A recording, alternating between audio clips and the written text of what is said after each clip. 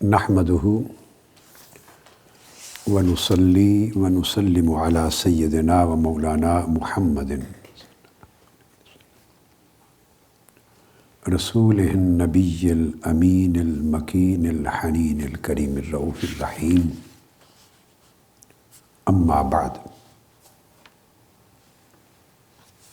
فاعوذ باللہ من الشیطان الرجیم بسم اللہ الرحمن الرحیم وقل رب زدنی علما صدق اللہ مولانا العظیم۔ معزز اساتذہ، طلباء، طالبات اور دنیا بھر کے سامعین و سامعات اور متعلمین، مسترشدین اور متعلمات اور مسترشدات، آپ کو کچھ نیتیں بتانا چاہتا ہوں۔ جب آپ ہر مہینے اس مجلس کے لیے نکلیں تو کچھ نیتیں ہونی چاہیے۔ کچھ اعمال ایسے ہوتے ہیں کہ ایک عمل میں ایک سے زائد نیتیں اس میں کی جاتی ہیں، اور اللہ تبارک و تعالیٰ ان تمام نیتوں کا اجر اور ثواب بھی عطا فرماتا ہے، اور ان نیتوں سے متعلق جو برکات اور فیوزات ہیں ان سب کا حصہ بھی اللہ پاک جمع فرما دیتا ہے۔ اس اجتماع میں آنا، اولاً تو یہ نیت کریں کہ یہ ختم الصلاۃ علی النبی صلی اللہ علیہ وآلہ وسلم کی مجلس ہے۔ اللہ رب العزت کے اس حکم کی تعمیل جاری رہتی ہے جس میں اس نے فرمایا، اعوذ باللہ من الشیطان الرجیم، ان اللہ و ملائکتہ یصلون علی النبی، کہ اللہ اور اس کے تمام فرشتے حضور نبی اکرم صلی اللہ علیہ وسلم پر، نبی پر درود بھیجتے ہیں۔ اور پھر ارشاد فرمایا، یا ایھا الذین آمنوا صلوا علیہ وسلموا تسلیما، اے ایمان والو تم بھی میرے محبوب اور برگزیدہ نبی پر درود بھیجا کرو اور کثرت سے سلام بھیجا کرو۔ تو اللہ تبارک و تعالیٰ نے ایک ایسے عمل میں ہمیں شریک ہونے کی دعوت دی ہے۔ یہ حکم بھی بڑا عجیب حکم ہے۔ ہر حکم اللہ رب العزت کا منفرد ہوتا ہے۔ نماز پڑھو، اقیموا الصلاۃ، زکوٰۃ دیا کرو، آتوا الزکوٰۃ، حج عمرہ کیا کرو، اتموا الحج والعمرہ۔ الغرض جو بھی حکم اللہ رب العزت قرآن میں دیتا ہے وہ بندوں کے لیے دیتا ہے۔ یہ ایک واحد حکم ہے جس میں اللہ رب العزت نے فرمایا کہ میں درود بھیجتا ہوں اور میرے ساتھ سارے ملائکہ بھی درود بھیجتے ہیں، سو میں چاہتا ہوں کہ ایمان والو تم بھی اس مبارک عمل میں میرے ساتھ اور فرشتوں کے ساتھ یعنی ہمارے ساتھ شریک ہو جاؤ۔ تو اللہ تبارک و تعالیٰ نے اس عمل کی، حضور علیہ الصلوۃ والسلام پہ درود پاک بھیجنے کی، اس سنت میں ہمیں شریک ہونے کی سعادت عطا فرمائی، اور یہ اس سلسلے کا ایک ماہانہ اجتماع ہوتا ہے جس کی نسبت ہی آقا علیہ الصلوۃ والسلام کی ذات اقدس پر اور آپ کی بارگاہ اقدس میں درود و سلام کے ساتھ ہے۔ نسبت ہی آقا علیہ السلام پر درود کے ساتھ ہے، اور چونکہ درود پاک کے ساتھ نسبت ہے لہٰذا اس لحاظ سے یہ اجتماع فرشی بھی ہوتا ہے اور عرشی بھی ہوتا ہے۔ فرش پر آقا علیہ السلام کے امتی درود بھیج رہے ہیں، اور آقا علیہ السلام کے درود پاک کے سلسلے سے یہ اجتماع منعقد ہو رہا ہے، تو یہ فرشی ہے۔ عرشی کیسے ہے؟ اوپر اللہ رب العزت بھیجتا ہے، اور وہ ملائکتہ، اور ملائکہ بھیجتے ہیں، تو وہاں بھی ایک ہجوم ہے۔ تو یہ ایک ہجوم ارضی یعنی فرشی ہے، ایک ہجوم عرشی۔ تو گویا یہ اجتماع اپنی دو جہتیں رکھتا ہے، فرشی جہت بھی رکھتا ہے، عرشی جہت بھی رکھتا ہے۔ تو جو لوگ اس اجتماع میں شریک ہوں گے، اللہ تبارک و تعالیٰ آپ تصور نہیں کر سکتے کہ انہیں کس قدر اجر اور ثواب عطا فرمائے گا۔ اور پھر آدمی زمین پہ جو عمل کرتا ہے تنہا، تو اس کے اجر میں اللہ رب العزت بھی اس کا ذکر فرماتا ہے تنہا، لیکن جب آپ اجتماع کرتے ہیں تو اللہ تبارک و تعالیٰ بھی پھر آپ کا ذکر اس عرش پر اجتماع کی شکل میں کرتا ہے۔ حدیث قدسی میں اللہ پاک نے فرمایا کہ اگر تم نے مجھے یاد کیا، اور آقا علیہ السلام پہ درود پڑھنا حضور کو یاد کرنا بھی ہے، اللہ کو یاد کرنا بھی ہے، چونکہ آپ درود کی ابتدا ہی اللہ کے نام سے کرتے ہیں، اللہم صلی علی سیدنا محمد، اے اللہ، تو درود کی ابتدا بھی اللہ کو پکارنے سے ہوتی۔ تو اللہ کا ذکر اور آقا علیہ السلام کا ذکر دونوں بتمام و کمال اس عمل میں شامل ہیں۔ جو حدیث قدسی میں ارشاد فرمایا کہ اگر تنہا کوئی کرتا ہے مجھے یاد تو میں بھی تنہا کرتا ہوں، اور اگر یہاں کوئی اجتماع میں کرتا ہے تو میں اس سے بہتر اجتماع میں عرش پہ ذکر کرتا ہوں اس کا۔ تو یہ پہلی نیت یہ کیا کریں کہ ہم ایک ایسے اجتماع کے لیے گھر سے روانہ ہو رہے ہیں، وضو کریں، تازہ تیاری کریں، اور جب آئیں تو یہ نیت کر کے آئیں ختم الصلاۃ علی النبی کی مجلس میں جا رہے ہیں، اور یہ وہ مجلس ہے جو فرش پر بھی قائم ہے، اور اللہ رب العزت نے اپنی شان کے مطابق عرش پر بھی اپنے ملائکہ اور نیک ارواح کے اندر اس کو قائم کر رکھا ہے۔ ہر مجلس خیر جو اللہ کے ذکر اور اللہ کے نبی کے ذکر پر منعقد ہوتی ہے اس کو اللہ رب العزت یہ شان عطا کرتا ہے، اور جو مجلس صلاۃ ہو درود کی، اس کا تو مقابلہ بھی دنیا کی کوئی مجلس نہیں کر سکتی۔ یہ ایک نیت کیا کریں۔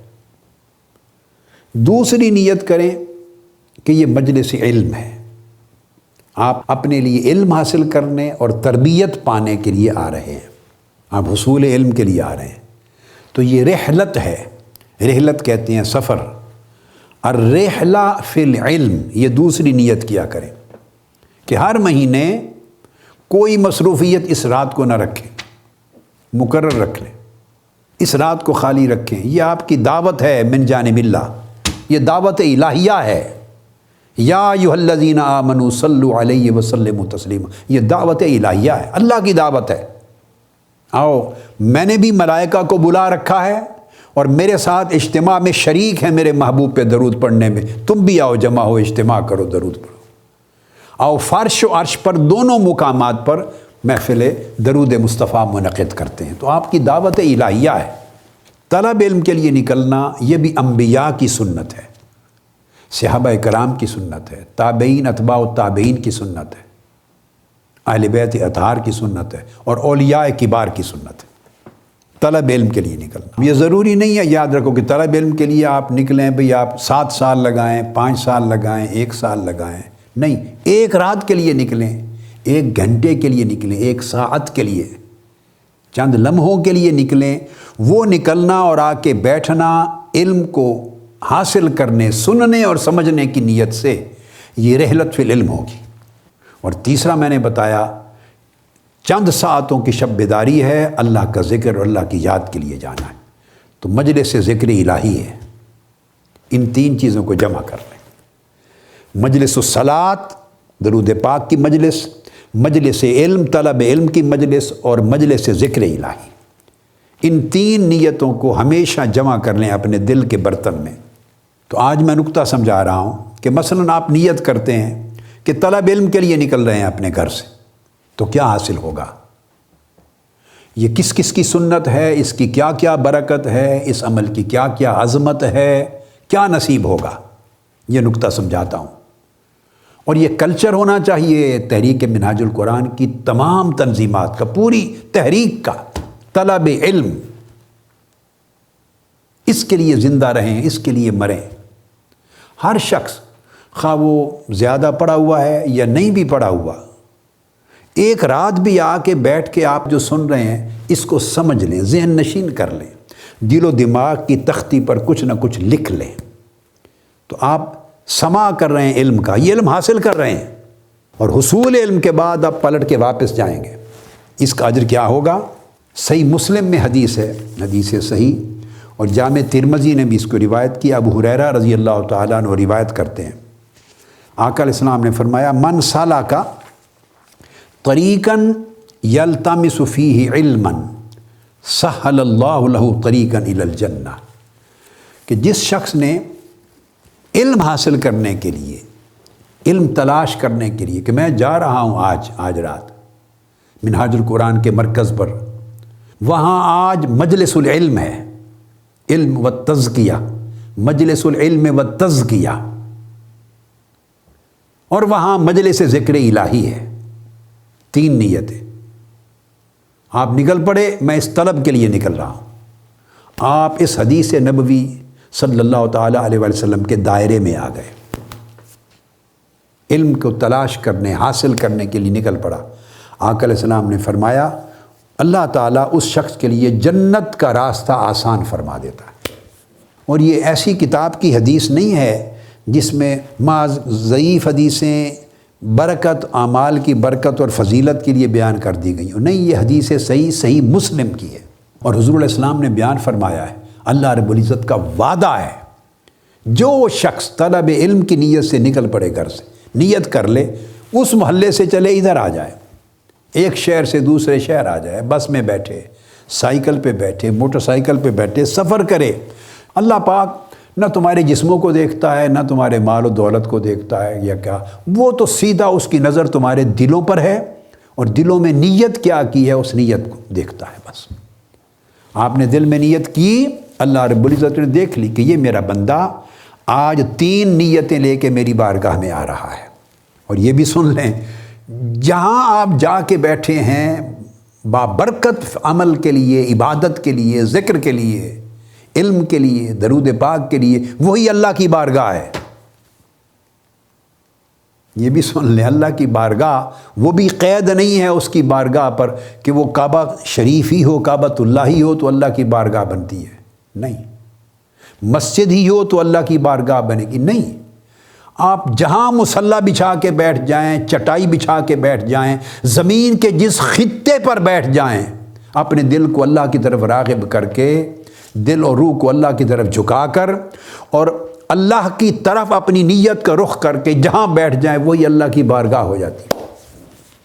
قرآن مجید میں فرمایا فَأَيْنَمَا تُوَلُّوا فَثَمَّ وَجْهُ اللَّهِ. جدھر چہرہ کر لو تو ادھر ہی اللہ کا چہرہ، جس طرف پھر جاؤ ادھر ہی اللہ کا چہرہ پاؤ گے. قرآن مجید نے یہ واضح کر دیا کہ ہر جگہ میری بارگاہ ہے. یعنی بندے کی نیت اس جگہ کو اللہ کی بارگاہ بنا دیتی ہے کہ جس نیت سے وہاں بیٹھا ہے وہ اللہ کی بارگاہ ہے. اس لیے اولیاء، بڑے بڑے اکابر اولیاء اللہ جہاں جا کے ریاضت مجاہدے کرتے تو وہاں مسجد تو نہیں ہوتی تھی پہلے. حضرت بابا فرید الدین گنج شکر رضی اللہ تعالیٰ عنہ نے یہ جو پتن تھا، پتن دریا کا پتن جس کو پاک پتن کہتے ہیں، وہاں آ کے ڈیرا لگایا تو کوئی مسجد تو نہیں تلاش کر کے ڈیرا لگایا. مسجد تو بعد میں بنتی ہے جہاں اللہ والا بیٹھتا ہے، وہ تو زمین کی جگہ بنا لی. اس طرح تمام اولیاء، حضور داتا گنج بخش علی حجویری جب غزنی سے یہاں آئے، حجویر سے لاہور میں، تو یہاں مسجد تو نہیں تھی، یہ تو دیار کفر تھا. وہ تو آ کے ایک جگہ بیٹھ گئے، لوگ آنے لگ گئے، تو اللہ کا بندہ جہاں بیٹھ جاتا ہے وہ اللہ کی بارگاہ ہو جاتی ہے. پھر مسجدیں بھی بن جاتی ہیں، پھر ادارے بھی بن جاتے ہیں، مرکز بھی بن جاتے ہیں. آپ نکتہ سمجھیں. تو میں اس مثالوں کو بڑھانا نہیں چاہتا، آپ سمجھ گئے بات کو. نکتہ یہ ہے، اس لیے آقا علیہ السلام نے فرمایا وَجُعِلَتْ لِيَ الْأَرْضُ طُهُورًا وَمَسْجِدًا. ساری زمین میرے لیے مسجد بنا دی گئی، ساری زمین. اب خواب گوشہ درود کے حال میں بیٹھیں، یہ مسجد میں بیٹھیں، روحانی معنی میں، برکت کے معنی میں. خواب اوپر چھت پہ بیٹھیں، یہ اللہ کی بارگاہ میں بیٹھیں. خواہ استعداد آپ کی بڑھ جائے، باہر گراؤنڈ میں نکل جائیں تو اللہ کی بارگاہ میں بیٹھیں. تو اللہ کی بارگاہ یاد رکھ لیں، اینٹوں نے، سریے نے، سیمنٹ نے، کانٹریکٹر اور بلڈر نے تعمیر کھڑی کر کے اس کو اللہ کی بارگاہ نہیں بنانا. اس کو اللہ کی بارگاہ آپ لوگوں کے بیٹھنے اور نیت نے بنانا ہے. جس نیت سے آ کے آپ بیٹھ گئے وہ اللہ کی بارگاہ ہو گئی. اس لیے اللہ بندے کے اندر بھی ہے، باہر بھی ہے، ہر سمت اللہ ہی اللہ ہے. قُلْ لِلَّهِ الْمَشْرِقُ وَالْمَغْرِبُ. مشرق مغرب سب اللہ کے ہیں. اَيْنَمَا تُوَلُّوا فَثَمَّ وَجْهُ اللَّهِ. میں نے سب قرآن مجید سے بتا دیا، جدھر رخ کر لو ادھر اللہ کا چہرہ ہے، اللہ کی بارگاہ ہے. تو آپ اللہ کی بارگاہ میں بیٹھے ہیں. کیسے بیٹھے ہیں کہ اللہ ہر جگہ ہے. نحن اقرب الیہ من حبل الورید. ہم تمہاری شاہ رگ سے بھی قریب ہیں. فی انفسکم افلا تبصرون. میں تمہارے اندر ہوتا ہوں، تم دیکھتے نہیں ہو. میری نشانیاں تمہارے اندر ہیں، تم دیکھتے نہیں ہو. تو یہ میں نے ایک درمیان میں جو کہ بات آ گئی کہ اللہ کی بارگاہ میں، تو میں نے وضاحت کر دی کہ اللہ کی بارگاہ ہر جگہ کیسے بن جاتی ہے. نہیں، اللہ کی بارگاہ ہر جگہ ہے، جہاں اللہ کا بندہ بیٹھ کے اللہ کا ذکر کرے وہی اللہ کی بارگاہ ہے۔ حدیث قدسی میں ہے، اللہ رب العزت نے فرمایا انا جلیس من ذکرنی، یہ اللہ کی بارگاہ کا معنی سمجھا رہا ہوں، جو شخص میرا ذکر کرتا ہے میں اس کے ساتھ بیٹھا ہوتا ہوں۔ بولی تو اور بارگاہ کسے کہتے ہیں؟ بولیے نا، آپ سب کہیں اللہ، کہیں اللہ، زبان سے کہیں، اور اب اپنے من سے یاد کریں اللہ کو، من سے یاد کریں، ایک لمحہ آنکھیں بند کر کے من سے یاد کریں۔ اب آنکھیں بند کر کے اللہ کے حبیب کو یاد کریں صلی اللہ علیہ وسلم، اور درود پاک پڑھیں۔ بس آپ کے اس عمل نے یہ آپ کی جگہ اللہ کی بارگاہ بھی بنا دی اور مصطفیٰ کی بارگاہ بھی بنا دی صلی اللہ تعالیٰ علیہ وآلہ وسلم۔ جو اللہ کی بارگاہ ہے وہی مصطفیٰ کی بارگاہ ہے صلی اللہ علیہ وسلم۔ کیسے؟ جہاں بیٹھ کے درود پڑھ لیا، حضور کو یاد کیا، درود پڑھا، وہ بارگاہ مصطفیٰ ہے صلی اللہ علیہ وسلم۔ اس لیے تو فرمایا وما ارسلناک الا رحمۃ للعالمین، اللہ پاک نے فرمایا کہ آپ عالمین کے لیے رحمت ہیں۔ تو آپ کی رحمت بھی اللہ کی ربوبیت کی طرح ہر طرف چھائی ہوئی ہے۔ جہاں بیٹھ کے آقا کا غلام حضور کو یاد کر لے، حضور کا ذکر ہو گیا، لوگ جھوم اٹھے، وہ مصطفیٰ کی بارگاہ ہو گئی صلی اللہ علیہ وآلہ وسلم۔ یہ بارگاہ کا معنی سمجھا رہا ہوں۔ یہی اسی طرح خانقاہ ہوتی ہے، یہی دربار ہوتا ہے، اللہ کے رسول کے دربار ہیں۔ تو اس میں جیسے میں نے کہا، نہ گھنٹوں کی قید ہے، نہ مہینوں ہفتوں کی قید ہے، نہ جگہوں کی قید ہے، نہیں، فرمایا ساری زمین میرے لیے پاک بنا دی گئی اور مسجد بنا دی گئی۔ پہلی امتوں کے لیے شرط تھی نماز کے لیے ایک چھوٹی سی مسجد خواہ اٹھا کے لکڑی کی لے کے چلنی پڑے، آقا علیہ السلام نے ختم فرما دیا حکم اپنی شریعت میں، فرمایا جہاں زمین پاک دیکھو میرے امتی سجدہ کرے وہ بارگاہ خدا ہے۔ آپ بیٹھ گئے تو اللہ کی بارگاہ میں بیٹھے۔ تو بارگاہ قلب اور نیت سے بنتی ہے، عمارت اور اینٹوں سے نہیں بنتی۔ اب میں بات کر رہا تھا کہ آپ جب اس نیت سے آ گئے تو آقا علیہ السلام نے فرمایا کہ اللہ رب العزت اس کے اوپر جنت کا راستہ آسان فرما دیتا ہے۔ تو آسان کام ہے کہ نہیں؟ کہ اگر آپ اپنے لیے، کون مسلمان نہیں چاہے گا کہ اس کے لیے جنت کا راستہ آسان ہو؟ تو جنت کا راستہ آسان کرنے کے لیے معمول کر لیں۔ اب آپ آ گئے، بیٹھ گئے، آگے دیکھیے حضرت انس بن مالک رضی اللہ تعالیٰ عنہ روایت، قال قال رسول اللہ صلی اللہ علیہ وآلہ وسلم، فرمایا من خرج فی طلب العلم، جو شخص اپنے گھر سے علم حاصل کرنے کی نیت کر کے نکلا۔ اب آپ دیکھیے آپ کا عمل کہاں سے کاؤنٹ ہونا شروع ہو گیا، کہاں سے کاؤنٹ ہو رہا؟ من خرج، جو ہی آپ نے نیت کی اور گھر سے نکلے، کوئی گجرانوالہ سے نکلا یا شیخو پورہ سے نکلا، مقصد بات کا یہ ہے کہ جہاں سے آپ آئے، گھر سے جب نیت کی اور نکلے تو وہاں سے کاؤنٹ ہو گئے۔ فرمایا من خرج فی طلب العلم، جو علم کے حاصل کرنے کی نیت سے گھر سے نکل پڑا، کان فی سبیل اللہ، وہ اب اللہ کی راہ میں ہے۔ سبحان اللہ، جس لمحہ آپ گھر سے نکلے اس نیت کے ساتھ، راستے میں بھوک لگی تو وہ ریسٹورانٹ پہ بیٹھ کے کھانا کھانے لگ گئے، ٹرک والوں کا اڈا ہوتا ہے، ٹرک ڈرائیورز کے اڈے ہوتے ہیں، وہاں رکے، لمبا سفر تھا، کھانا کھانے لگ گئے۔ اب آپ اللہ کی راہ میں ہیں، گوشت کھا رہے ہیں، بریانی کھا رہے ہیں، کھانا کھا رہے ہیں، جو چاہیں، پانی پی رہے ہیں، شربت پی رہے ہیں، کلفی کھا رہے ہیں، قصور سے آئے رستے میں اندرسے کھا رہے ہیں، جو چاہیں کھا لیں۔ یہ اللہ کی راہ میں ہونے کا ایک تصور ہے، سمجھ لیں۔ آپ نے نیت کر لی منہاج القرآن کی، قرآن کے راستے کی، اور قرآن کا راستہ اللہ اور اس کے رسول کا راستہ، اس کو سمجھیں اور اس پہ چلے۔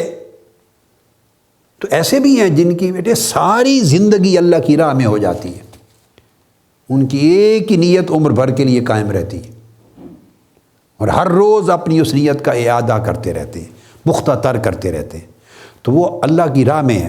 حتیٰ یرجع، واپس اپنے گھر میں پلٹ جانے تک وہ اللہ کی راہ میں ہے، پورا سفر اس کا اللہ کی راہ میں گزرا۔ اب یہاں ایک چیز اور بتانا چاہتا ہوں، آپ کچھ سمجھنے کے لیے آئے ہیں یا آپ بیٹھے ہیں اس وقت، مثلا میں ایک اور چیز آگے بتا، آپ نوافل نہیں پڑھ رہے، بات کو سمجھیں،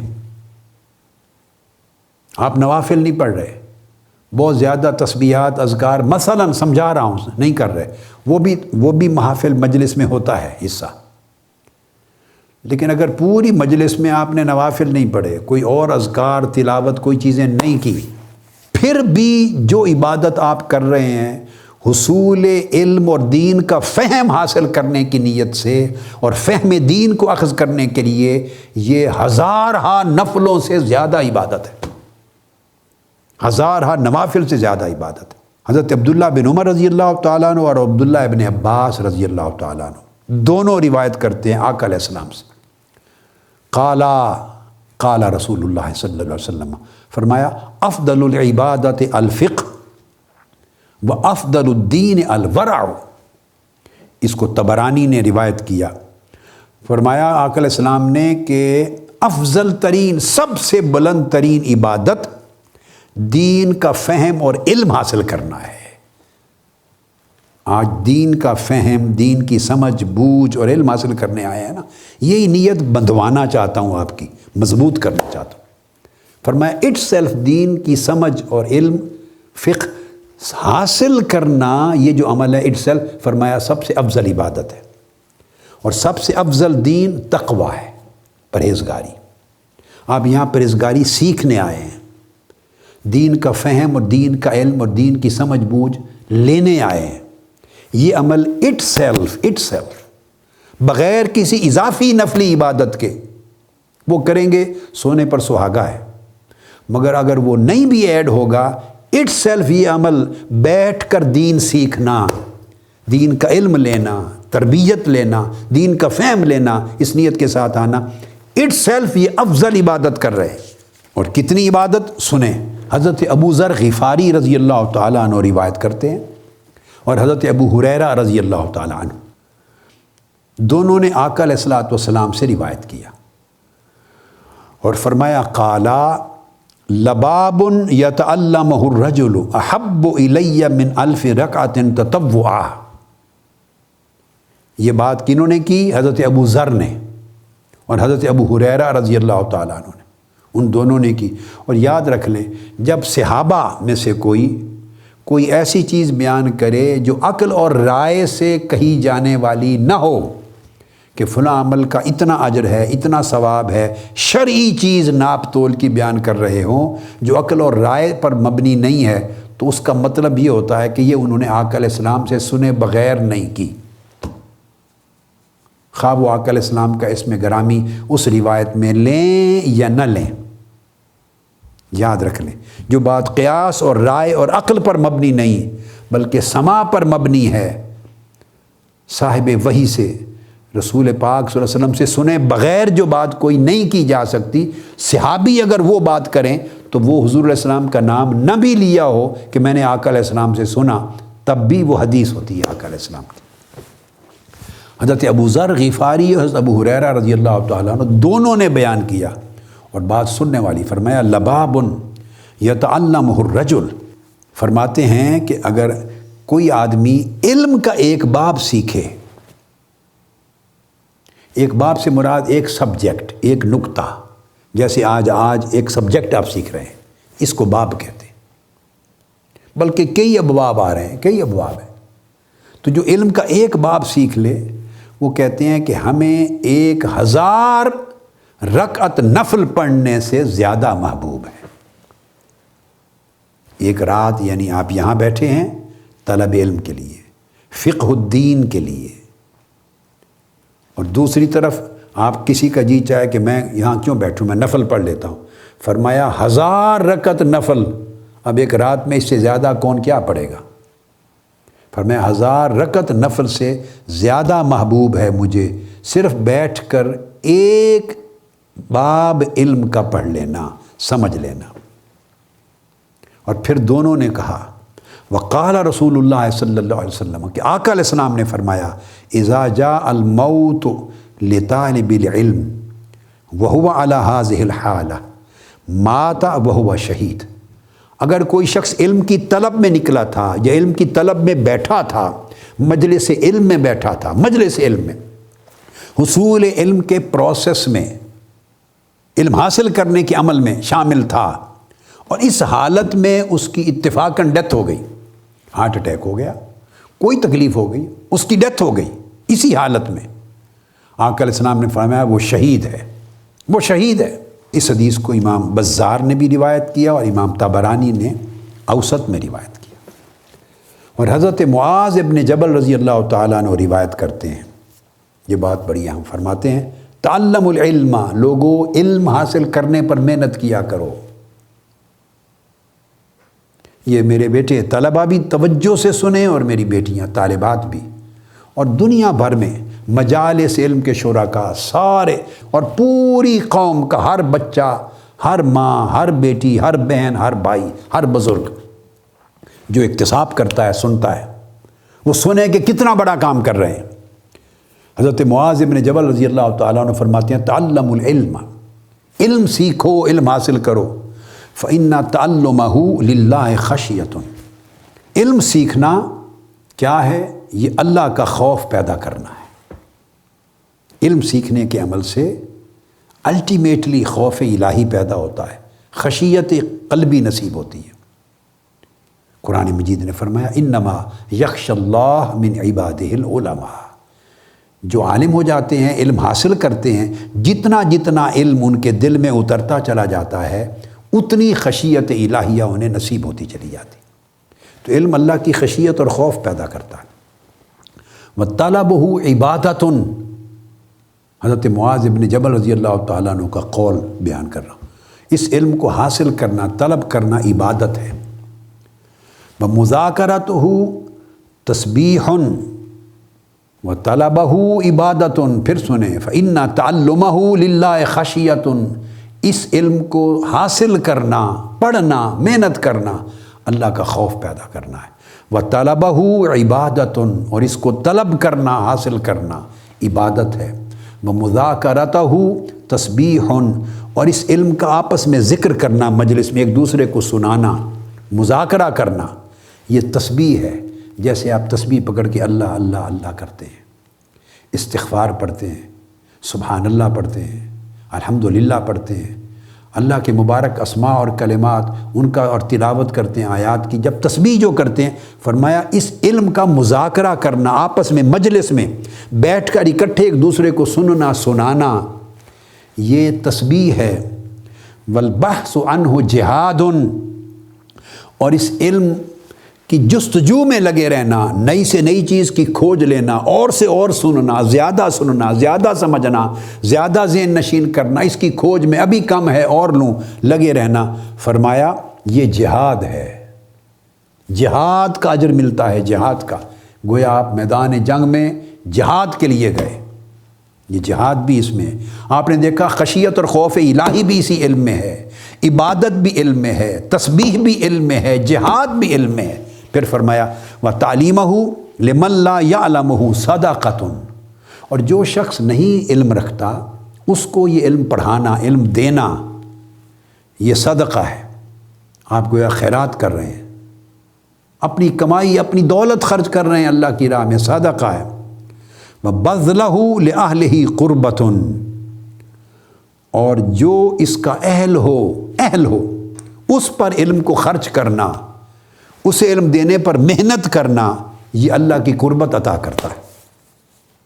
علم دینے والا اگر لوگوں کو اہل بنا رہا ہے اور اہل کو علم دے رہا ہے، اس کے برتن میں ڈال رہا ہے، تو گویا وہ ایک ایسا عمل کر رہا ہے کہ اللہ کی قربت نصیب ہو رہی ہے، جیسے اولیاء کو قربت الہیہ نصیب ہوتی ہے۔ لِأَنَّهُ مَعَالِمُ الْحَلَالِ وَالْحَرَامِ، چونکہ یہ حلال اور حرام میں فرق کرنے والی چیز ہے، علم فرق کرتی ہے، بندے کو معرفت دیتی ہے کہ کیا کرنا ہے کیا نہیں کرنا۔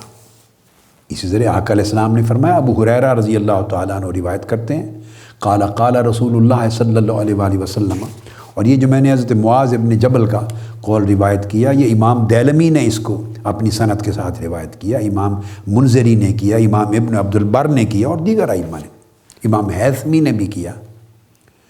ابو ہریرہ رضی اللہ تعالیٰ عنہ روایت کرتے ہیں، من تعلم العلم للہ عز وجل وعمل بہ، جس شخص نے علم حاصل کیا، میں نے آپ کو یہ بات بتا دی، اور علم حاصل کرنے کے لیے میں نے آپ کو بتایا ٹائم کی شرط نہیں ہے، آگے میں اور وضاحت کر دیتا ہوں اس کی احادیث سے۔ خواہ ایک رات بیٹھے، خواہ چند لمحے، ایک ساعت بیٹھے، ایک گھنٹہ بیٹھے، اس پر بھی ان حدیث کی برکتوں کا، سعادتوں کا اطلاق ہوگا۔ تو کہا جس نے علم حاصل کیا اللہ کے لیے اور اس پر عمل کیا، اور اس لیے حاصل کریں علم، یاد رکھ لیں تاکہ مجھے کچھ میری دین کی سمجھ میں اضافہ ہو اور اس سے اللہ کا خوف اور خشیت پیدا ہو، مجھے اللہ کی قربت نصیب ہو، میں اس پر عمل کروں اور تقوی میرا بڑھ سکے۔ ایک نیتوں کا ایک سلسلہ ہے، نیتوں کا، یہ نیت کریں تاکہ علم میرا بڑھے، اس سے اللہ کا خوف بھی پیدا ہو، اس تقوی کے ساتھ اللہ کی بارگاہ میں قربت کی اور رغبت بھی پیدا ہو، نیک اعمال کروں۔ فرمایا اللہ کے لیے جو علم حاصل کرے اور عمل کرے، حشرہ اللہ یوم القیامہ آمنا ویرزق الورود علی الحوض۔ امام الربیع نے اس کو اپنی مسند میں روایت کیا، جو اس نیت کے ساتھ علم حاصل کرے اور اس پر عمل کرے، قیامت کے دن پہلی بات تو یہ کہ وہ قبر سے حالت امن میں اٹھایا جائے گا۔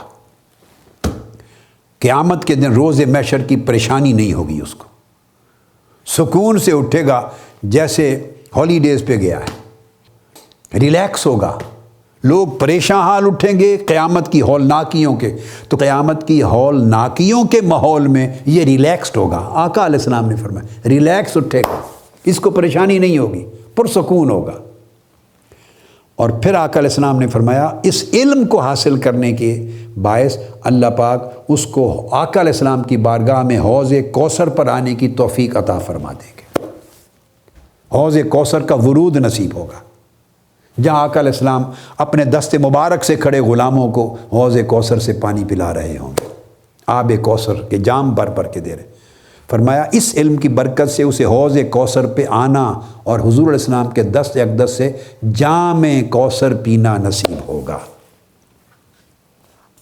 اور عبداللہ ابن عباس رضی اللہ تعالیٰ عنہ فرماتے ہیں، اور آقا علیہ السلام کا فرمان اس سے بڑی بات کی، فرمایا قال رسول اللہ صلی اللہ علیہ وسلم من جاءہ اجلہ وہو یطلب العلم لقی اللہ ولم یکن بینہ وبین النبیین الا درجۃ النبوہ۔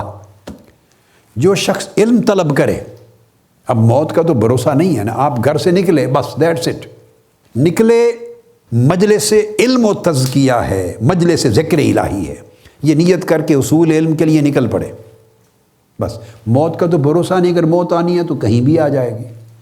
تو آقا علیہ السلام نے فرمایا کہ اگر اس نیت سے نکل پڑا کوئی شخص اور اس کو موت آ جائے اسی حصول علم کی نیت کے سفر میں، تو فرمایا اس کے اور انبیاء کے درمیان جنت میں صرف ایک منزل کا فرق ہوگا۔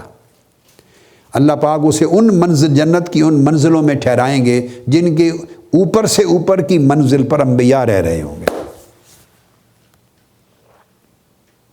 ایک منزل کا فرق ہوگا نا، تو ایک درمیانی منزل اولیاء کی ہوگی، صدیقین کی، شہداء کی، اوپر انبیاء ہوں گے، ان کے زیر سایہ علم طلب کرنے والے ہوں گے۔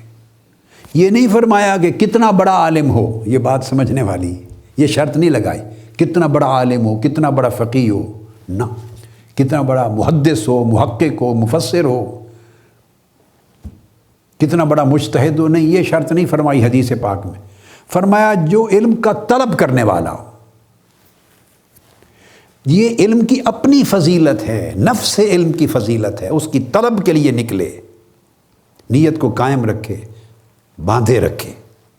پھر حضرت ابو ذر غفاری رضی اللہ تعالیٰ عنہ روایت کرتے ہیں، اب وہ نکتہ بتا دوں کہ کہیں آپ کو یہ نہ خیال آ جائے یا کوئی آپ کو یہ نہ کہہ بیٹھے غلطی سے، مغالطے سے، کہ نہیں یہ تو ان کے لیے ہیں جو بہت وقت صرف کریں۔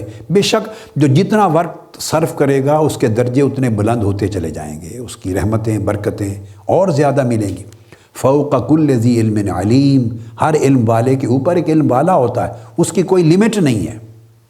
مگر جو چیزیں میں بیان کر رہا ہوں یہ ہر اس شخص کے لیے ہیں جو علم کی طلب کی نیت کر کے گھر سے نکلتا ہے، جامعہ اسلامیہ منہاج القرآن آتا ہے، کسی اور مرکز علم پر جاتا ہے، کسی اور جگہ دنیا میں جاتا ہے، اللہ کی خاطر دین کا علم حاصل کرنے کی نیت لے کر اور اس پر قائم رہتا ہے، یہ اس کے لیے ہے، یہ فضیلت ہے۔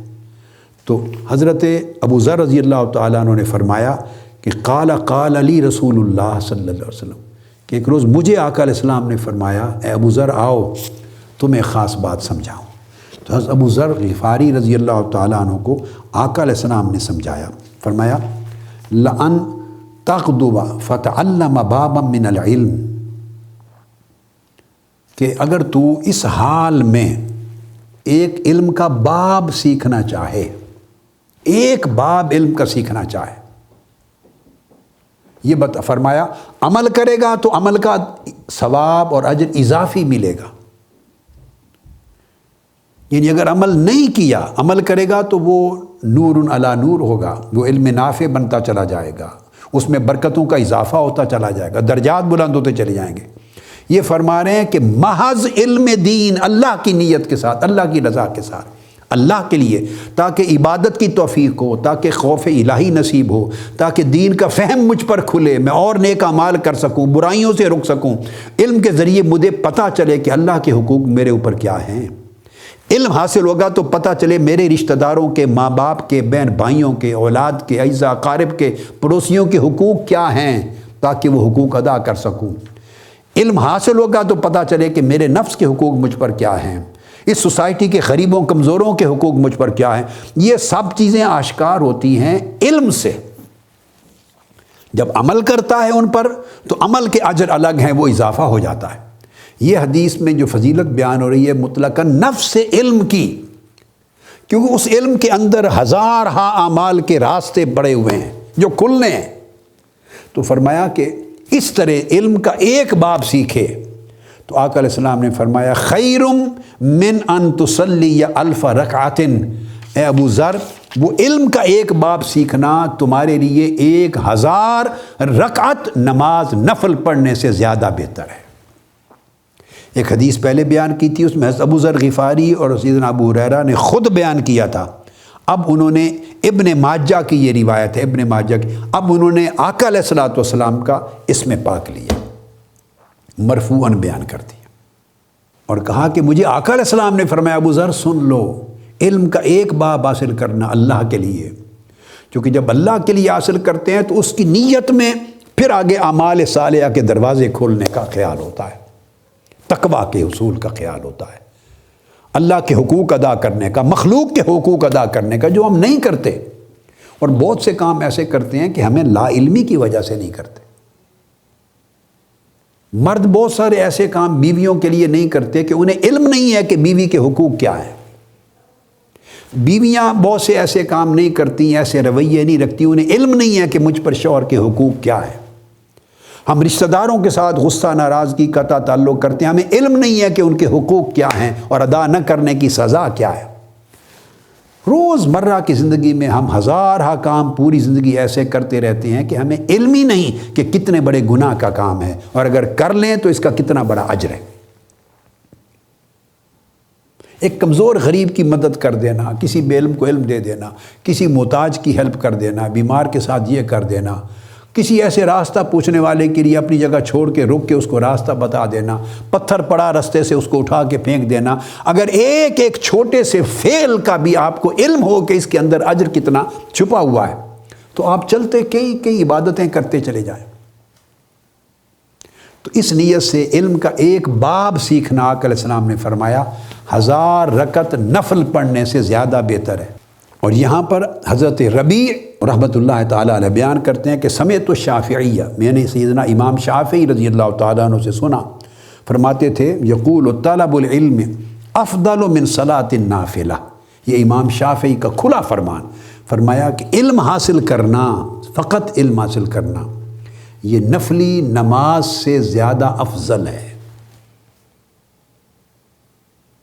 امام شافعی رات کو اگر اپنی کتاب لکھ رہے ہوتے، علم کا کام کر رہے ہوتے، امت کے لیے احادیث جمع کر رہے ہوتے، احادیث نقل کر رہے ہوتے، ان سے فقہ اخذ کر کے فقہ کی کتاب مرتب فرما رہے ہوتے، مسائل اور اصول استنباط کر رہے ہوتے، علم میں مشغول ہوتے، تو ایک طرف نفلی نماز کا وقت ہوتا، ایک طرف اشتغال بالعلم ہوتا، علم کی مشغولیت ہوتی، آپ علم کو چھوڑ کر مصلی پہ نہیں جاتے تھے نفل پڑھنے کے لیے۔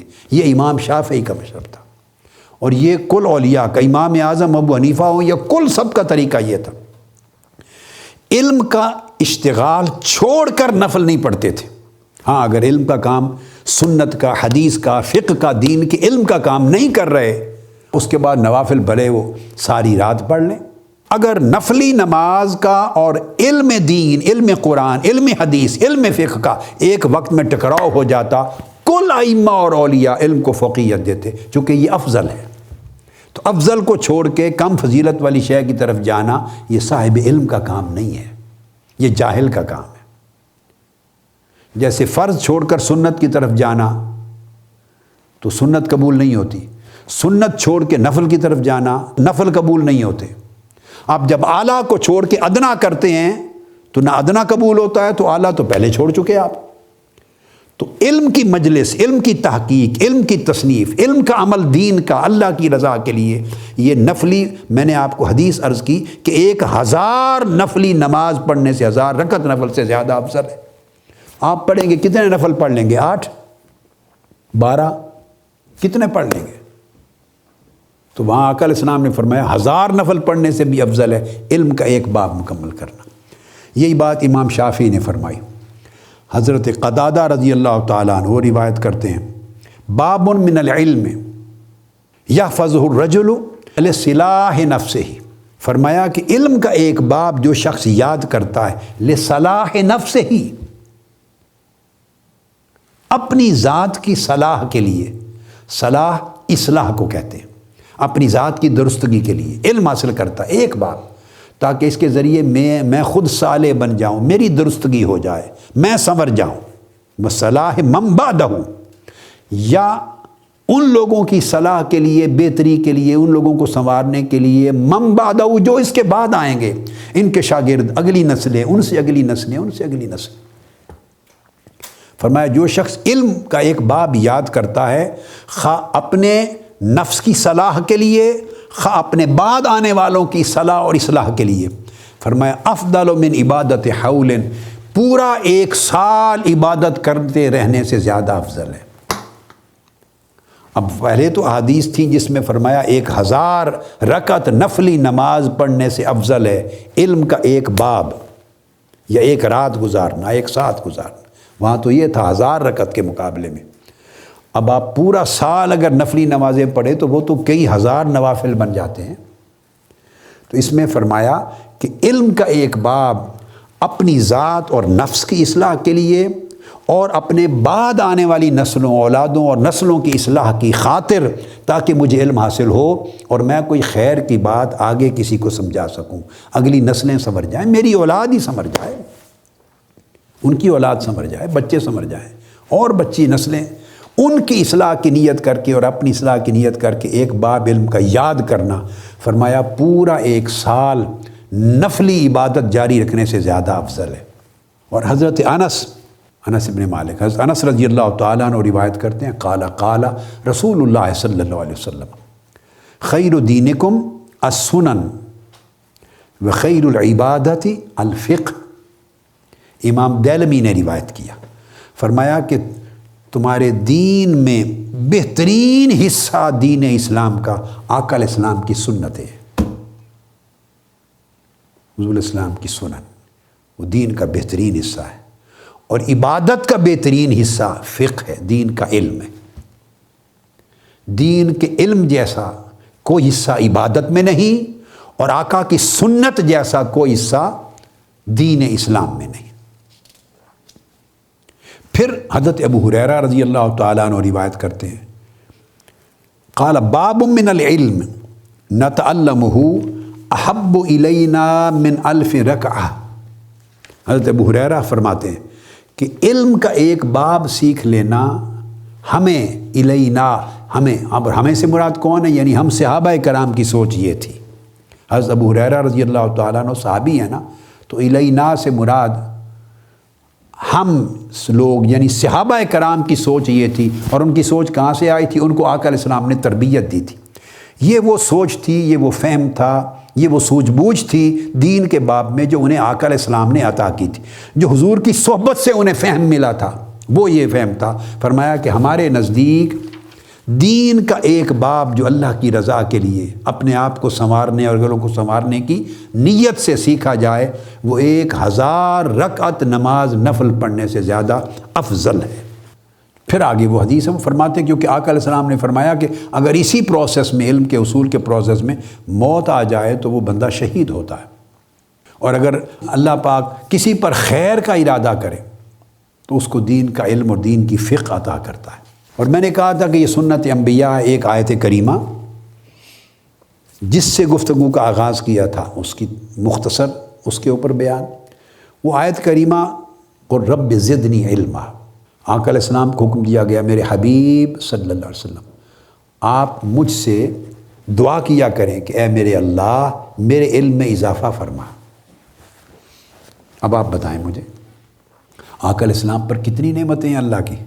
کسی ایک نعمت کا نام لے کے اللہ رب العزت نے یہ نہیں فرمایا کہ مجھ سے اس میں اور اضافہ طلب کر اور زیادہ مانگ، نہیں فرمایا، صرف علم کے لیے فرمایا، قل رب زدنی علما۔ آپ یوں کہا کریں میرے حبیب کہ باری تعالیٰ میرے علم میں اضافہ کر، میرا علم اور بڑھا، میرا علم اور بڑھا۔ تو گویا علم اللہ کو اتنا محبوب تو ہے کہ اپنے محبوب سے فرماتے ہیں کہ مجھ سے اور علم مانگ، اور علم کا اضافہ مانگ۔ اور علم کی اہمیت اتنی ہے کہ اللہ پاک نے خود حضور علیہ السلام کو یہ دعا سکھائی ہے کہ علم میں اضافہ طلب کر مجھ سے۔ تو جب آقا علیہ السلام کو یہ سکھایا جا رہا ہے کہ علم میں اپنی شان اور مرتبے کی اور عظمت کے مطابق علم میں اضافہ طلب کرتے رہیے، ہمہ وقت ہم اگر علم میں اضافہ کرنے کے لیے سفر کرتے رہیں اور علم بڑھانے کی کاوش کرتے رہیں تو اللہ پاک کو کتنا محبوب ہوگا یہ ہمارا عمل۔ اللہ پاک نے موسیٰ علیہ السلام سے فرمایا کہ جا، ایک بندہ ہے ہمارا، اس کا نام ہے خضر، جن کو ہم خضر بھی کہتے ہیں، خضر علیہ السلام، یہ دونوں اعراب ٹھیک ہے۔ اس کے پاس ایک خصوصی علم ہے جو ہم نے عطا کیا ہے، علمناہ من لدنا علما۔ اس کے پاس میرا براہ راست عطا کردہ علم لدنی ہے، علم لدنی، تو وہ اس سے سیکھنے کے لیے جا۔ حالانکہ موسیٰ علیہ السلام کا درجہ اور رتبہ حضرت خضر علیہ السلام سے زیادہ ہے، بلند ہے۔ خضر علیہ السلام تو ولی ہیں مذہب مختار کے مطابق، جمہور کے نزدیک یہ ولی ہیں، نبی بھی نہیں۔ اور موسیٰ علیہ السلام نہ صرف نبی ہیں بلکہ رسول ہیں، اور صرف رسول ہی نہیں، اولو العزم 5 رسولوں میں جو سب سے ہائیسٹ رینکنگ کے 5 رسول ہیں ان میں ایک ہے۔ اولو العزم رسولوں میں جو قرآن مجید میں نام آیا ان میں موسیٰ علیہ السلام ہیں، صاحب کتاب ہیں، صاحب امت ہیں۔ تو ان کا درجہ اتنا بلند ہے، مگر ان کو فرمایا کہ وہ علم لدنی اس کے پاس جو میں نے دیا ہے اس میں وہ تم سے آگے ہے، تو اس سے علم حاصل کرنے کے لیے جائیں۔ تو سورہ الکہف میں آیت نمبر 60 سے 66 اور آگے بڑا لمبا مضمون ہے، آپ نے ہر وقت سنا اس کو۔ تو موسیٰ علیہ السلام گئے حضرت خضر علیہ السلام کی طرف، یوشع بن نون کو ساتھ لیا، اور جب وہاں پہنچے حضرت خضر علیہ السلام کے پاس تو قرآن مجید کی صرف وہی آیت سنا رہا ہوں، قال له موسیٰ هل اتبعک علی ان تعلمنی مما علمت رشدا۔ موسیٰ علیہ السلام نے کہا اے خضر، میں آپ کے ساتھ رہنا چاہتا ہوں، آپ کی صحبت میں، آپ کی سنگت میں، آپ کے ساتھ ساتھ جہاں بھی جائیں گے رفاقت میں رہنا چاہتا ہوں، اس لیے کہ وہ خاص علم جو اللہ پاک نے آپ کو ہدایت کیا، عطا فرمایا ہے، اس میں سے مجھے بھی عطا کریں گے اور مجھے بھی سکھائیں گے۔ وہ علم جو اللہ پاک نے جس سے آپ کو خاص نوازا ہے اپنی بارگاہ سے اور خزانہ خاص سے، وہ علم مجھے بھی سکھائیں گے، اس لیے میں آپ کے ساتھ رہتا ہوں۔ اب اللہ کے اولو العزم برگزیدہ رسول ہو کر حضرت خضر علیہ السلام کے پاس جا رہے ہیں اور ان کی طویل سنگت اور سفر کی مشقتیں اٹھا رہے ہیں، یہ کہہ کر کہ مجھے اس علم میں سے سکھائیں۔ تو کوئی تو اہمیت ہے نا۔ ہمارا پرابلم یہ ہو جاتا ہے کہ ہم ایک حد تک پڑھ لیتے ہیں تو پھر ہم بے نیاز ہو جاتے ہیں، ہم سمجھتے ہیں کہ نہیں ہم نے پڑھ لیا، مزید پڑھنے کی ضرورت نہیں۔ یہ خود مکر ہے نفس کا اور جہالت ہے۔ اب موسیٰ علیہ السلام جتنا عالم تو کوئی نہیں ہے، وہ تو اللہ کے برگزیدہ رسول صاحب تورات ہیں، تو وہ کہہ رہے ہیں کہ حضرت خضر علیہ السلام کو کہ مجھے وہ علم سکھائیں۔ تو تو اس کا مطلب یہ ہے کہ علم سیکھنے کا عمل زندگی کے کسی موڑ پر کسی مرحلے پر بھی ختم نہ ہو سکتا ہے، نہ ہونا چاہیے، اور علم سیکھنے کی ضرورت ہر وقت ہر کسی کو رہتی ہے، یہ دروازہ کبھی بند نہیں ہو سکتا۔ اب اس پر ایک حدیث صحابہ کا ایک عمل آپ کو بتانا چاہتا ہوں، جس پر آج کی بات ختم کروں گا، بہت خاص مضمون ہے۔ وہ حدیث ہے جس کو امام احمد بن حنبل نے روایت کیا، اور امام ابن ابی حاتم نے بھی، اور بہت سارے ائمہ نے، پھر تفاسیر میں حافظ ابن کثیر نے بھی اس کو کوٹ کیا، مگر اصل امام احمد بن حنبل کی حدیث ہے، مگر اس کو تفصیلی مضمون خطیب بغدادی نے کتاب الرحلہ میں بیان کیا۔ پھر آگے جب اصل حدیث آ جاتی ہے، وہ امام احمد بن حنبل نے اپنی مسند میں اور دیگر ائمہ نے روایت کیا، حدیث صحیح۔ میں وہ حدیث مضمون کے ساتھ بتانا چاہتا ہوں، اور وہ خطیب بغدادی کی کتاب الرحلہ میں، اور کتاب الرحلہ میں ان کی روایت نمبر 46 ہے، حدیث نمبر 46۔ حضرت ابو عثمان النہدی رضی اللہ تعالی عنہ، یہ جلیل القدر تابعی ہیں، بہت بڑے زاہد تھے، بہت بڑے عالم تھے، کبار تابعین میں سے تھے۔ تو ابو عثمان النہدی، ان کا اصل نام عبد الرحمن بن مل ہے۔ وہ ابو عثمان النہدی روایت کرتے ہیں کہ مجھ تک ایک بات پہنچی حضرت ابو ہریرہ رضی اللہ تعالیٰ عنہ کے حوالے سے، کہ ان کے پاس ایک حدیث ہے،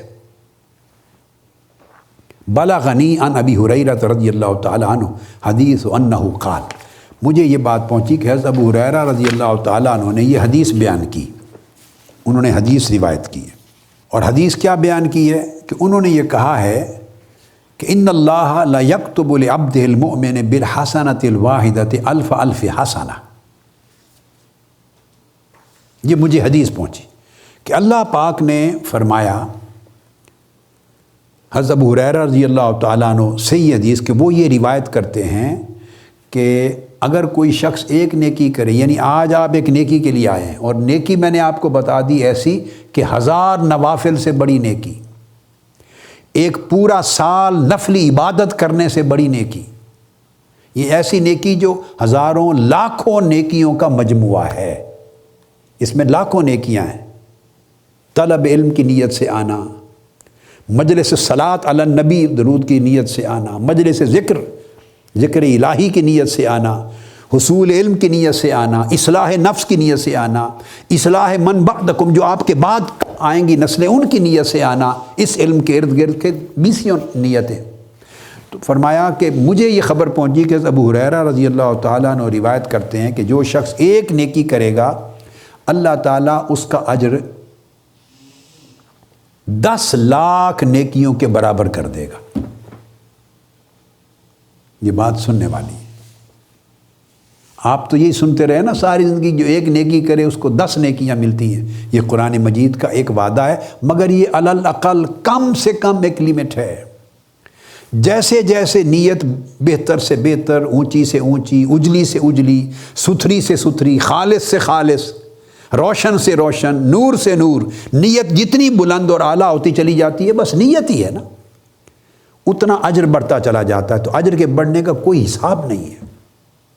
قرآن مجید کا کم سے کم پیمانہ یہ ہے، من جاء بالحسنۃ فلہ 10 امثالھا، جو شخص ایک نیکی کرتا ہے اللہ پاک اس کو اس جیسی 10 نیکیاں دیتا ہے۔ اب آپ سوچیں گے کہ قرآن مجید نے یہ کہا، اس کا اور اس حدیث کا کوئی جوڑ بھی تو ہونا چاہیے، چلو وہ بھی سمجھا دیتا ہوں، پھر آگے حدیث پہ آتے ہیں۔ پھر قرآن نے کہا، آپ نے عمر بھر یہ سنا، آج آپ کا مفہوم اس آیت کا چینج کر دیتے ہیں، جو آپ نے ذہنوں میں مفہوم بنا رکھا ہے، ہاں وہ آج چینج کرتے ہیں آپ کا ذہن۔ قرآن مجید کے فرمان اور اس حدیث نبوی میں کوئی فرق نہیں۔ آپ نے یہ سن رکھا ہے جو ایک نیکی کرتا ہے اس کو 10 نیکیوں کا ثواب ملتا ہے، نہیں، سن لیں، یہ اللہ پاک نے نہیں فرمایا۔ اب آپ حیران ہوں گے، اللہ پاک نے یہ نہیں فرمایا جو ایک نیکی کرتا ہے اس کو 10 نیکیوں کا ثواب ملتا ہے، نہیں فرمایا۔ یہ آیت کا مفہوم اس میں غلطی ہے، ہمارے مفہوم میں غلطی۔ اب میں آیت کے لفظ دہراتا ہوں، آپ غور سے سنیں، آپ کو سمجھ آ جائے گی کہ غلطی کہاں ہے۔ اللہ پاک نے فرمایا، من جاء بالحسنۃ، جو شخص ایک نیکی کرے، اب مثلا جو شخص ایک نیکی کرے تو آپ 10 ہیں، 15 ہیں، 20 ہیں، 50 ہیں، 100 ہیں یا 1000 لوگ لے لیں، ہر 1000 افراد ہیں، ہر ایک نے ایک نیکی کی ایک جیسی، فَلَهُ عَشْرُ أَمْثَالِهَا، اس کا صلہ اللہ نے فرمایا اس کو 10 گنا اجر ملے گا، امثالها، اس نیکی، اس کی جو نیکی کی تھی اس کی مثل، اس کی مثل، جو نیکی اس شخص نے کی ہے اس کی نیکی کی 10 گنا، 10 مثل، امثالها۔ اب امثال کس طرح ہے کہ چونکہ ہر شخص کی جو نیکی ہے دیکھنے میں عمل ایک ہے، جسم ایک ہے اس نیکی کا، مگر نیت اس نیکی کی کیفیت کو، ماہیت کو، حقیقت کو اور درجے کو ہر ایک سے دوسرے تک بدل رہی ہے، نیت بدل رہی ہے۔ ایک شخص نے نفل پڑھے، دوسرے نے بھی 2 نفل پڑھے، تیسرے نے بھی پڑھے، 1000 لوگوں نے پڑھے 2 نفل، لیکن ہر ایک کی نیت کا ستھرا پن جدا ہے۔ ایک روٹین سے نفل پڑھ رہا ہے، اس نے نیت کی اللہ کی عبادت کی اور دھیان اس کا کبھی انارکلی میں ہے، کبھی مال روڈ پر ہے، کبھی پرانی انارکلی میں فوڈ کورٹ میں بیٹھا ہوا ہے، کبھی گوال منڈی بھی گھوم رہا ہے، نہ پڑھ نفل ہی رہا ہے، کبھی بیوی سے لڑ کے آیا تھا، بیوی نے یہ کہا تھا، کبھی وہ باتیں بھی گھوم رہی ہیں کانوں میں، چل رہے ہیں نفل، کبھی رشتہ داروں نے زیادتی کی، کبھی وہ بات بھی یاد رہی ہے، کبھی کوئی یا بچہ گیا ہوا ہے باہر، بچے ہیں وہ یاد آ رہے ہیں، تو 2 نفل پڑھنے تک اس نے ذہن 10 جگہوں گھوم بھی گیا، وہ بھی نیکی کر رہا ہے، اللہ نے اس کی نیکی بھی قبول کر لی۔ دوسرے نے نیکی کی، اس نے اپنی نیت کو باندھے رکھا، گھومنے نہیں دیا۔ اب اس کی نیکی اور اس پہلے شخص کی نیکی، اللہ کے ہاں نماز کے قبول ہونے کی حد تک نماز تو ہو گئی، مگر دونوں کا درجہ ایک جیسا نہیں ہے۔ اس نے بھی نیکی کی، مگر نیکی میں اس کا دل اور دماغ 10 جگہوں پر، بازاروں، گلی کوچوں میں، بیوی بچوں میں، فیملی میں، عیزہ قارب کی لڑائی جھگڑوں میں گھومتا رہا۔ اس کا مکہ معظمہ مدینہ طیبہ گھومتا رہا، دھیان اس کا مکہ میں گھومتا رہا۔ تیسرے شخص نے وہی 2 نفل ہی پڑھے، اس کا 2 نفلوں میں دھیان کعبۃ اللہ پہ جمع رہا، اس نے کنٹرول کیا، نیت میں بھی اللہ کی رضا رکھی اور بالکل کعبے سے ہٹا نہیں دھیان اس کا۔ ایک چوتھے شخص نے بھی نفل پڑھے اور اس نے کعبے سے صاحب کعبہ کی طرف دھیان کر لیا کہ یہ تو کعبہ ہے، تو کعبے والا بھی تو کوئی ہے، اس کا دھیان اللہ کی طرف چلا گیا مگر جم نہیں رہا۔ ایک اور نے نفل پڑھے، وہ اللہ کے نور کو تکتا رہا۔ ایک اور نے نفل پڑھے، وہ اس کا دھیان عرش تک جا پہنچا۔ ایک اور کا دھیان لا مکان تک جا پہنچا۔ ایک اور کا دھیان بارگاہ سمدیت میں جا پہنچا۔ اب وہی نفل 2 نیکی وہ شیخ اکبر نے بھی کیے، وہ 2 نفل آپ نے بھی پڑھے تھے، وہ حضور غوث الاعظم نے بھی پڑھے، وہ 2 نفل آپ نے بھی پڑھے، وہ حضرت داتا گنج بخش نے بھی 2 ہی نفل پڑھے، آپ نے بھی 2 نفل پڑھے، جنید بغدادی نے بھی نفل 2 ہی پڑھے۔ مگر جنید بغدادی کے 2 نفلوں کے اندر کیا کچھ ہو گیا اور کہاں تک جا پہنچے، وہ اس کی نیکی کی ماہیت حقیقت اور ہو گئی، آپ کے 2 نفلوں کی ماہیت اور رہی۔ اس کی نیکی، اب قرآن مجید کہہ رہا ہے ہر شخص جو ایک نیکی کرتا ہے اس کو اس کی نیکی کے مطابق 10 گنا ملتا ہے۔ تو جنید بغدادی نے جو نیکی کی، عمل کیا، یہ تو میں نے 2 نفلوں کی مثال دی نا، اس کو آپ ہزاروں لاکھوں نیکیوں پر پھیلا دیں، لاکھوں نیکیوں پر پھیلا دیں۔ ایک شخص نے کسی کی مدد کی اور مدد کی تو اس کو ساری زندگی مدد کرنا بھی یاد رہا، یہ بھی نیکی ہے، اور اللہ اس کو 10 گنا اجر دے گا۔ اس کو 10 روپے اس نے خرچ کیے کسی غریب پر تو 100 روپے کا اجر ہوا، 100 خرچ کیے 1000 کا ہو گیا، 1000 خرچ کیے 10,000 کا ہو گیا۔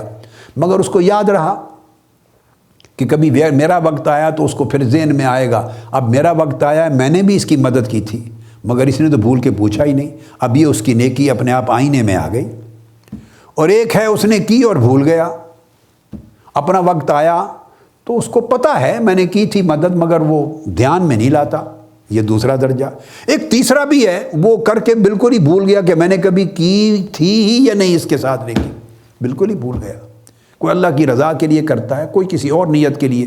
تو نیت ہر نیکی کے عمل کا درجہ بلند کرتی چلی جاتی ہے۔ اس لیے آقا علیہ السلام نے فرمایا نیت المؤمن خیر من عملہ، مومن کی نیت اس کے عمل سے بہت زیادہ بہتر ہوتی ہے۔ مومن کی نیت اس کے عمل سے بہتر ہوتی ہے، چونکہ انما الاعمال بالنیات، اعمال کا دار و مدار نیتوں پر ہے۔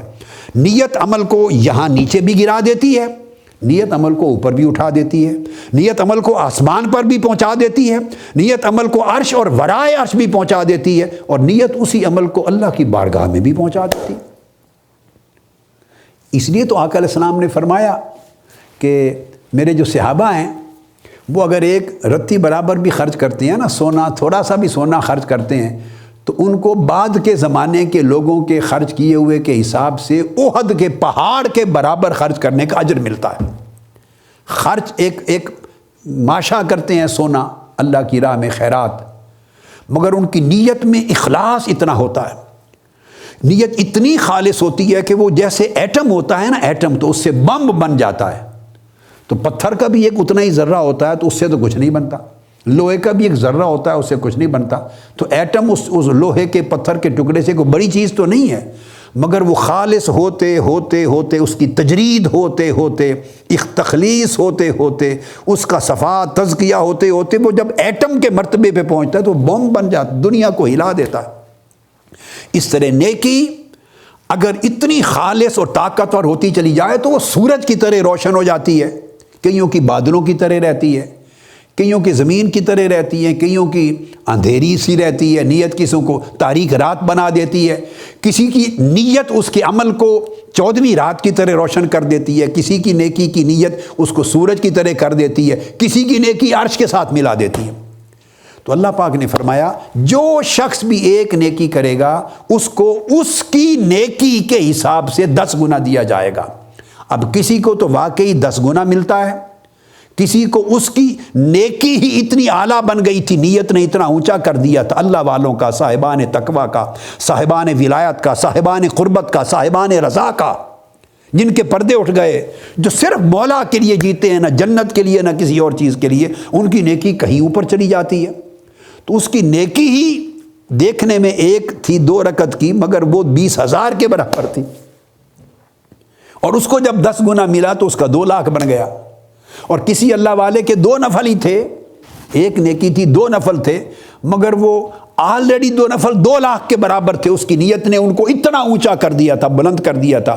وہ جب 10 سے ملٹیپلائی ہوئی، آیت وہی رہی، اصول وہی رہا، ملٹیپلیکیشن کا فارمولہ وہی رہا، مگر اس کی نیت خود طاقت کے ساتھ اپنی نیت نے اس عمل کو 1-2 رکعت کی نفل کو 2 لاکھ اور کے برابر کر دیا تھا۔ وہ جب 10 گنا ملا تو اس کا 20 لاکھ ہو گیا، لاکھ والے کا 10 لاکھ ہو گیا، جو ایک ہی رہی اس کا 10 گنا ہو گیا۔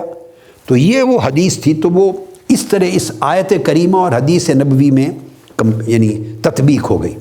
تو حضرت عثمان النہدی نے کہا کہ میں یہ حدیث سنی کہ انہوں نے کہا کہ ایک نیکی اللہ پاک اس کو بڑھا کر 10 لاکھ کے برابر کر دیتا ہے۔ ان الحسنۃ تضاعف الف حسنہ، بڑھا کر 10 لاکھ 1 ملین نیکیوں کے برابر اس کا اجر کر دیا جاتا ہے۔ تو میں حیران ہوا، تو میں چل پڑا۔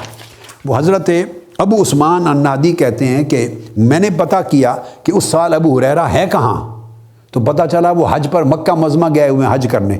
کہتے ہیں میرا حج کرنے کا ارادہ نہیں تھا، یہ میں آپ کو طلب علم کی نیت سے سفر کرنے کی اہمیت بیان کر رہا ہوں، اور اس پر آج کی نشست ختم کر رہا ہوں۔ کہتے ہیں فحججت ذلک العام ولم اکن ارید الحج، میں نے اس سال جا کے حج کیا، حالانکہ حج کرنے کا میرا ارادہ نہیں تھا۔ میں جو حج کرنے گیا صرف الا للقائہ فی ھذا الحدیث، صرف ایک حدیث نبوی کو لینے کے لیے حضرت ابو ہریرہ سے ملنا چاہتا تھا، اور اس حدیث کو سننا چاہتا تھا، سمجھنا چاہتا تھا۔ اس ایک حدیث کا علم لینے کے لیے میں حج کرنے گیا، حج کی نیت سے نہیں، حدیث کی نیت سے گیا، علم کی نیت سے گیا۔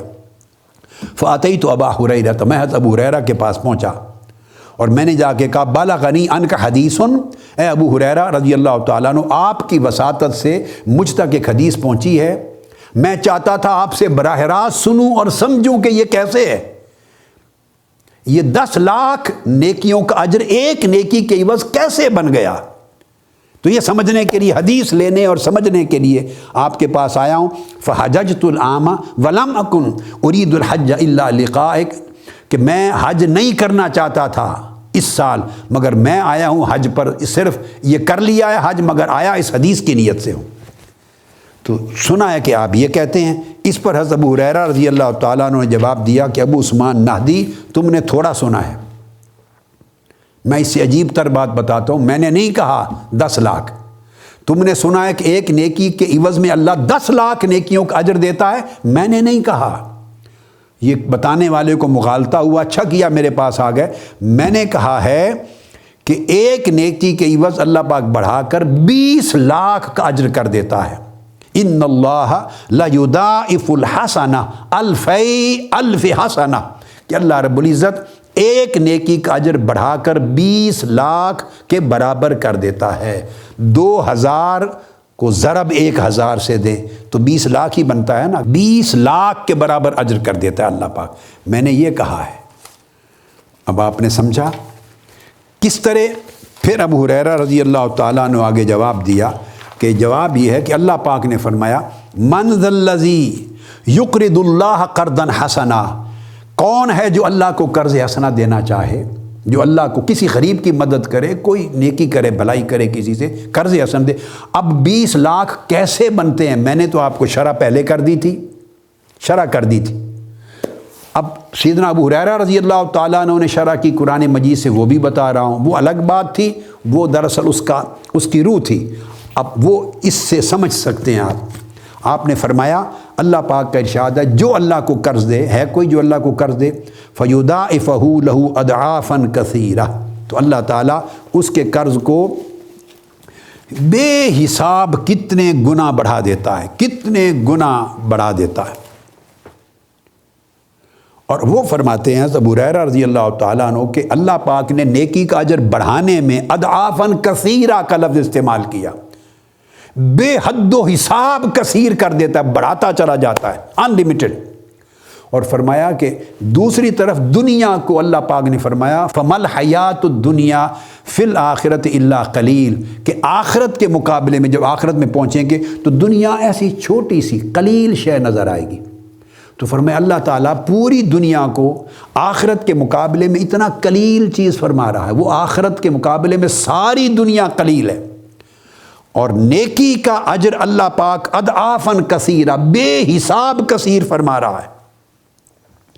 تو اس سے آپ اندازہ کر لیں کہ نیکی کا اجر بڑھاتے بڑھاتے اللہ پاک نے جب اضعافاً کثیرہ کہا تو وہ اس سے مراد کتنا بڑھانا ہوگا۔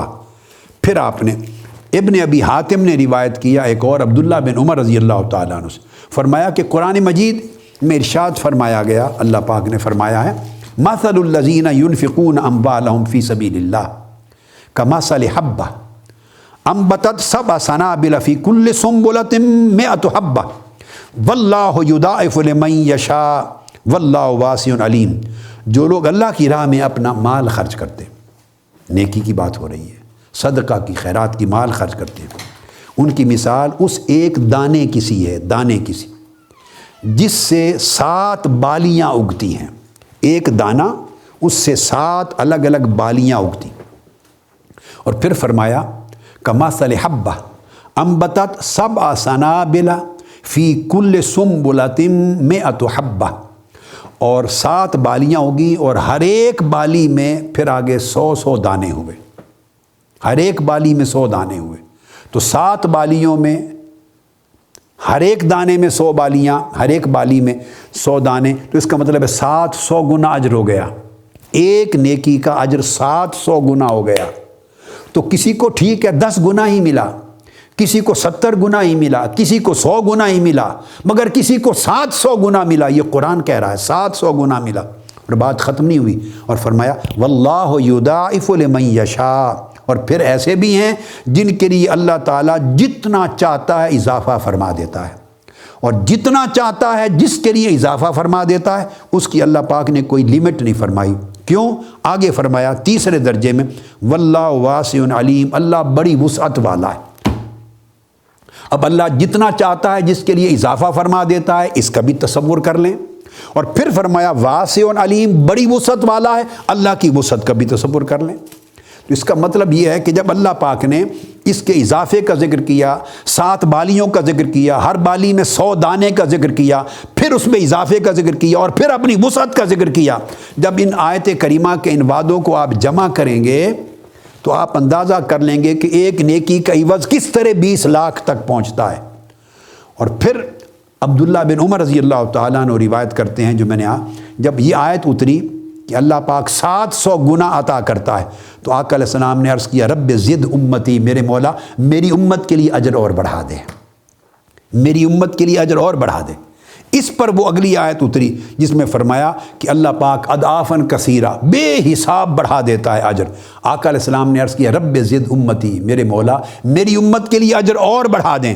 پھر اللہ پاک نے سورہ زمر کی آیت نمبر 10 اتاری اور فرمایا انما یوفی الصابرون اجرہم بغیر حساب، میرے محبوب اگر آپ کی دعا ہے تو جو صبر کریں گے، نیکی کریں گے اخلاص پر، اللہ کی رضا کے لیے صبر کریں گے، تقویٰ کریں گے اور عمل کو جاری رکھیں گے، روکیں گے نہیں، ان کو اجرہم بغیر حساب، پھر میں ان کو اتنا اجر دوں گا کہ وہ لکھنے پڑھنے میں ہی نہیں آئے گا، ملٹی پلائی کرنے میں نہیں آئے گا، ضرب تقسیم میں نہیں آئے گا۔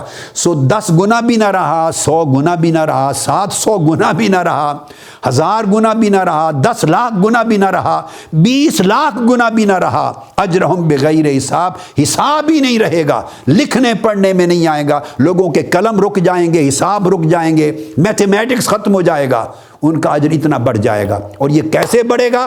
نیت جتنی جتنی خالص ہوتی چلی جائے گی۔ ہماری خرابی یہ ہے، ہم نیکیاں بہت کرتے ہیں، مشن کی خدمت کر رہے ہیں، دین کی خدمت کرتے ہیں، مگر جب دین کی خدمت میں، نیکی کی خدمت میں، امت کی خدمت میں، دین کے فروغ میں، تنظیم کے کام میں، تحریک کے کام میں، اعمال صالحہ میں، مساجد کی تعمیر میں، اداروں کے قیام میں، ساری نیکیوں، لوگوں کے ساتھ بھلائی میں، جب نیکیوں میں ہم نیتوں کو خلط ملط کر دیتے ہیں، اس کا عوض مانگتے ہیں، اس کے بدلے میں عہدہ مانگتے ہیں، اس کے بدلے میں سٹیٹس مانگتے ہیں، عزت مانگتے ہیں، بدلے میں گاڑیاں اچھی مانگتے ہیں، سہولتیں مانگتے ہیں، ایک دوسرے کا اچھا رسپانس مانگتے ہیں، اونچا مرتبہ مانگتے ہیں، جب یہ خلط ملط کرتے ہیں، پاک میں پلید شامل ہوتا چلا جاتا ہے تو نیت خالص نہیں رہتی، تو اجر نیچے رہ جاتے ہیں۔ اگر یہ ساری پلید چیزیں نکال دیں، پھر گرد و غبار بھی نکال دیں، جھاڑ پھونک بھی نکال دیں، اور غیر کی ہوائی نکال دیں، اور نیت خالص سے خالص تر، خالص تر سے خالص تر، صرف اللہ کے ساتھ جا کے جڑ جائے، اور اللہ کی رضا کے سوا کچھ بھی نہ طلب میں رکھیں، نہ چاہت میں رکھیں، نہ خواہش میں رکھیں، نہ اجر میں کوئی گمان کریں، تو نیت جب اتنی اونچی ہوتی چلی جائے تو اجر بھی بغیر حساب تک بڑھتا چلا جاتا ہے۔ تو بندہ 2 نفل پڑھ کے 20 لاکھ نفلوں کا ثواب لیتا ہے، اس کے نامہ اعمال میں 20 لاکھ لکھا جائے گا۔ یہ تو آقا علیہ السلام نے وعدہ فرما دیا عدد گن کر، اور اللہ نے اوپر فرما دیا اجرہم بغیر حساب، 20 لاکھ نیکیاں ایک نیکی کے عوض نامہ اعمال میں لکھا جانا، یہ تو ایک بات ہے۔ میرے حبیب آپ کی امت کے لیے کر دیا کہ کسی کی نیکی اگر عرش سے آگے میری بارگاہ تک پہنچ جائے تو وہ حساب سے بھی باہر نکل جائے گا۔ آپ کو آج یہ نقطہ سمجھایا ہے، اس کو جاری رکھیں ہمیشہ، اور اپنے اور لوگوں کو انوالو کریں اس کام میں، اور محنت پر توجہ دیں، اور بغیر کسی دنیاوی اجر و اجرت اور دنیاوی مختلف چیزوں کی ریکگنیشن کے صرف اللہ کے لیے کریں۔ اس سے آپ سر بلند ہوں گے، مشن سر بلند ہوگا، اللہ کا دین سر بلند ہوگا، آقا علیہ السلام کی امت سر بلند ہوگی، اور اللہ پاک کی بارگاہ سے پھر بغیر حساب کے اجر عطا ہوگا۔ والسلام علیکم ورحمۃ اللہ وبرکاتہ، وما علینا الا البلاغ۔